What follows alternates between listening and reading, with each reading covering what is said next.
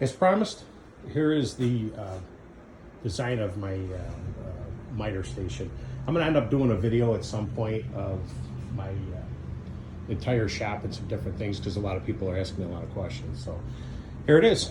So what I did is I basically, I pre-built this whole bench or box or whatever you want to call it.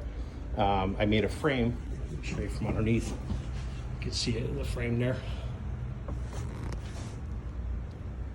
Okay, what I did is I built this frame, so the base, and then on the back, I mounted these 2x4s, okay, to this plywood here, and then screwed it to here. So what happens is when you put this plywood on here, it keeps, you know, with the 2x4 on the wall here, or actually in this case, it's a 2x3, I think.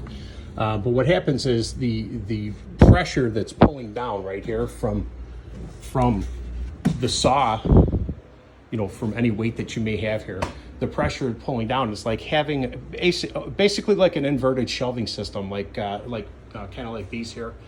So it's the same concept. And then basically that's it. And what I did is at first I built it and I did not intend to have it at an angle like this. But when I was trying to cut longer lumber, I was running into this wall right here. Well, in order for me to put this here, if I had it any further out, you know, you just start running into it. So basically what I did is I took, I made these here, just little screws, and then I've got the, like you would put in the bottom of a table, you know, where it's threaded, and then put these on here, and then that holds it in place. So if I ever have to pull this out for whatever reason, I can pull it out with no big problem.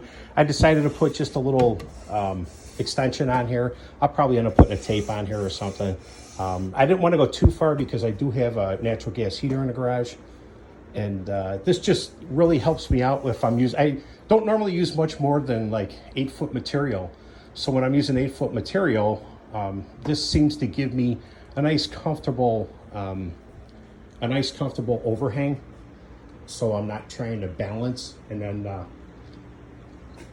I used to use just these trim stands. I would put one on either side of the saw.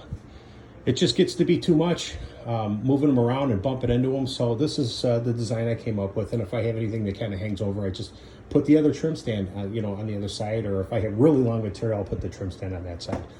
And then for the dust collection, it goes over here, comes down, goes out into my garage, which is where I have the dust collection system set up. But what I did for here, because as we all know, trying to get any kind of dust collection for a chop box, miter saw, radial arm, whatever you want to call it, sucks. There is no great plan. I didn't want to build some kind of big canopy over the top of it. So what I did is I just took the, it came in one of my kits, in one of the dust collection kits, and I just put this on the bottom and then ran a hose to it. So the hose coming down, I've got a Y splitter in here. As you can tell, I was just making some cuts, and you know, stuff does fly. There's nothing you can do about it. And then I came up with another one because I used the Y, and I put that in here. And then this right here goes into the dust port on the miter box. Works pretty good.